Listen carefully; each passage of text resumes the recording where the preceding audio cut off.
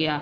तो इस पर दुश्मन काबिज था, जिस पर यानी दुश्मन ने कब्जा किया हुआ था। लानस नायक ने जो है वो एक दस्ती बम निकाला और दुश्मन के जो सिपाही हैं वो उन पर फेंक दिया और वो सब हलाक हो गए। और दुश्मन की एक बड़ी प्लाटून थी जो मुसलसल गोलाबारी बरसा रही थी।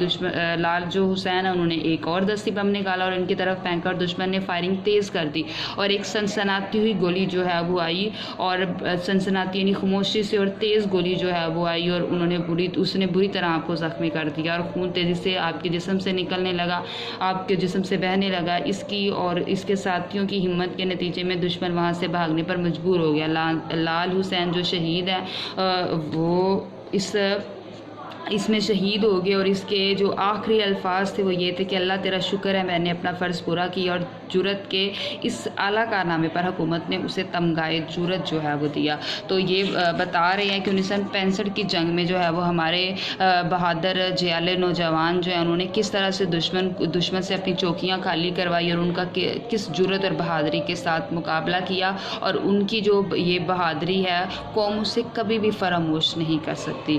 तो ये जो हम लोगों ने मैंने आपको स्टोरी के बारे में बताया, आपका खुलासा है। आगे हम लोग मैं मरकज़ी ख्याल आपको बताती हूँ, वो आप लोगों ने भी याद कर लेना है। तो वो ये है कि सितंबर 1965 की जंग में पाकिस्तानी फ़ौज ने जो है वो जिस बहादुरी और दलेरी की रोशन मसाले कायम की और दुश्मन के नापाक इरादों को खाक में मिला दिया।